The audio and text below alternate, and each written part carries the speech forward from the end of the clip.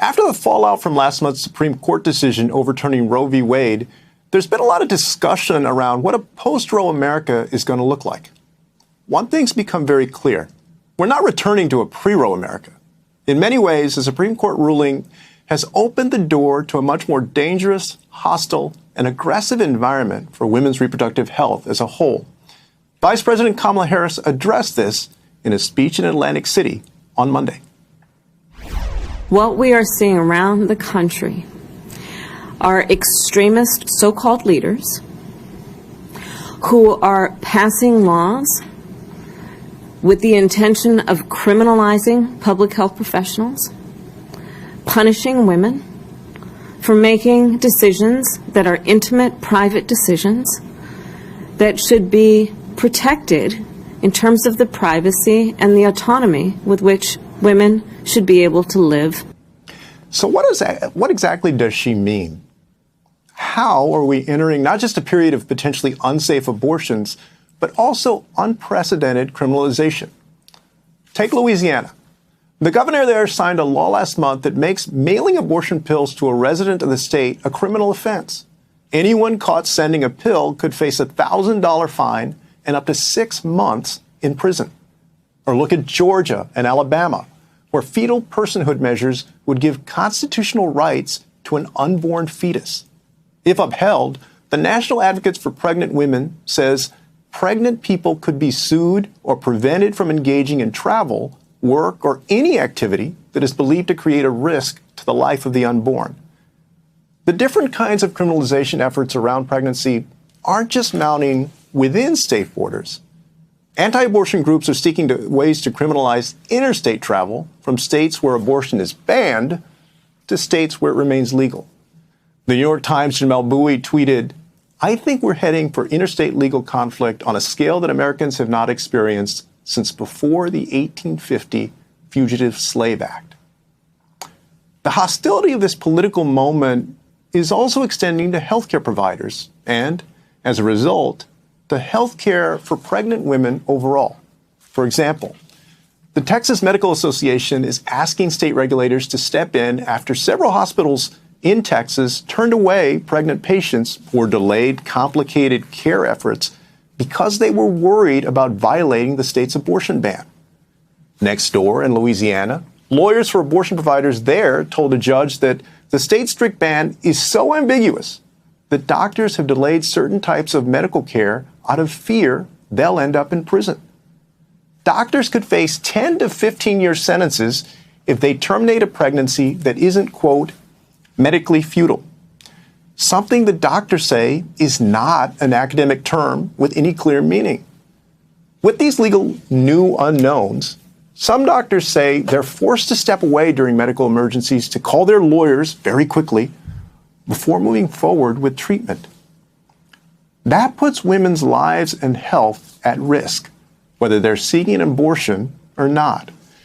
If we're doing that and threatening to put them and their healthcare providers in prison, then we're entering a chapter in American history that will indeed be much darker than before. Joining me now is Minnie Timuraju, a former advisor to the 2016 Hillary Clinton campaign. She's the current president of NARAL Pro-Choice America. They're a nonprofit that's fighting for abortion access in the U.S.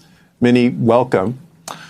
Thank you for having me. Great to have you. We've now entered a post-Roe era in America. Do you think it's safe to say this isn't like pre-Roe America, that in some ways it's more concerning and more dangerous than that? It is and it isn't. So you and I are both from Texas. I grew up just outside of Houston, and I started my career in reproductive rights in Texas.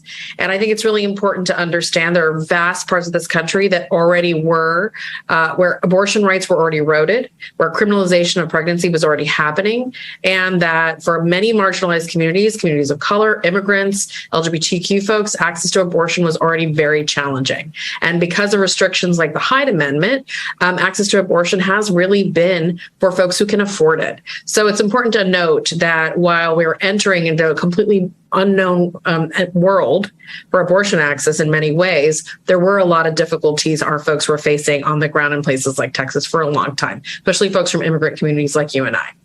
That being said, one of the big issues with all of these abortion bans is that there are no clear indications for how they will be enforced. And that is what is opening up this can of worms for interpretation and is having these incredible unintended, or in some cases, very well-intended consequences on access to abortion and health. The stories are compounding and alarming.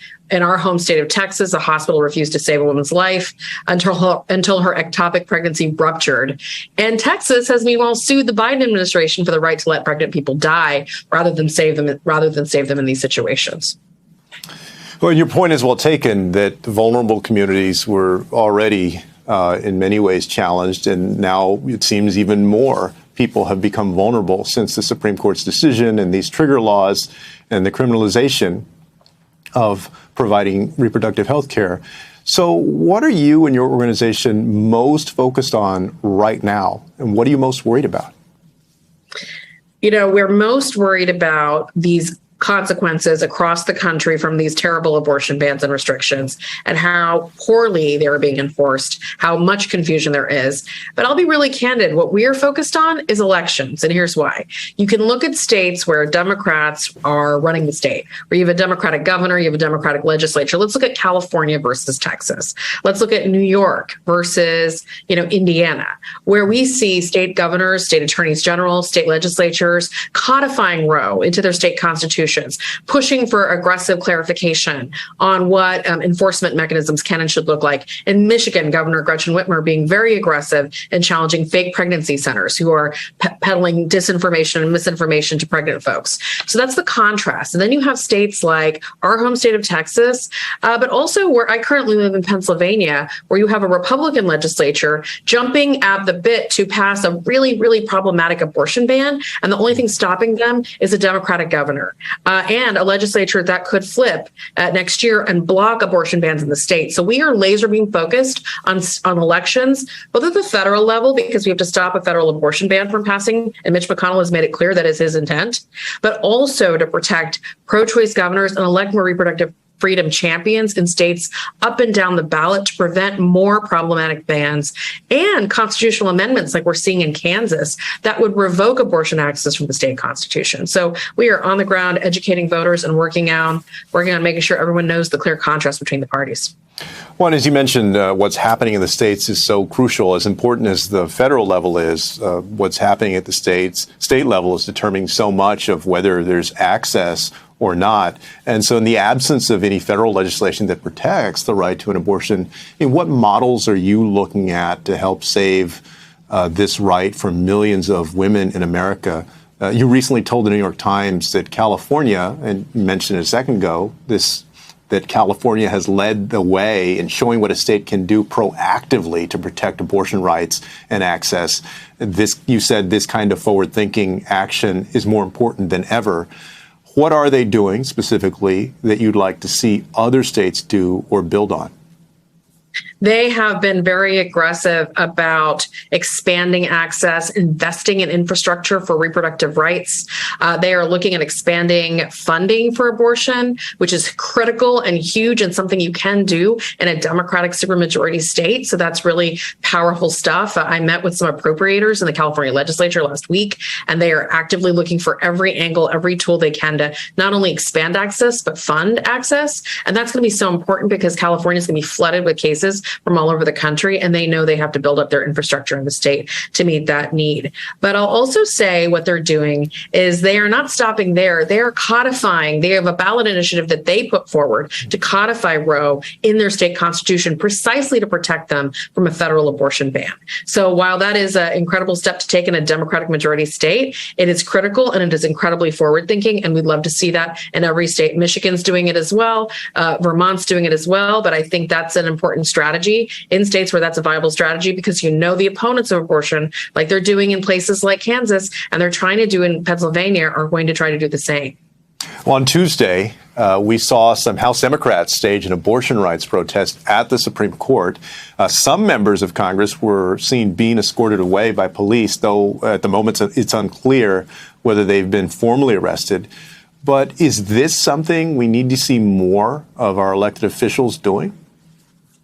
You know, I'm going to give a lot of kudos to the House Democrats. They've been on the front line. They've passed the Women's Health Protection Act, which would codify Roe, plus do more to expand access, not just once, but twice. They are really fighting hard. You know, Senate Democrats, we need to get them 2 more seats in the Senate. We need to hold the numbers they have and get 2 more to really overcome the filibuster and then pass the same Women's Health Protection Act and codify Roe. I think what we need to see and why the protest today was so great and the civil disobedience needs to continue is voters need to see Democrats fighting for them. You know, they need to see that not only are they delivering results when they are in the majority, like in the House of Representatives, but they are doing everything they can to fight and push the envelope where they are where they don't have the numbers like we have in the U.S. Senate. Last week, Senator Cortez Masto from Nevada filed her bill that would address the issues around interstate travel for abortion access, and it was immediately blocked by Republicans. Not one Republican in the Senate has voted for the Women's Health Protection Act or in the House. So I think congressional Democrats are doing everything they can to bring the fight. But, you know, memory is short. We've got to keep this in the news. We've got to keep voters engaged on this issue. And civil disobedience and mass protest is a great way to start.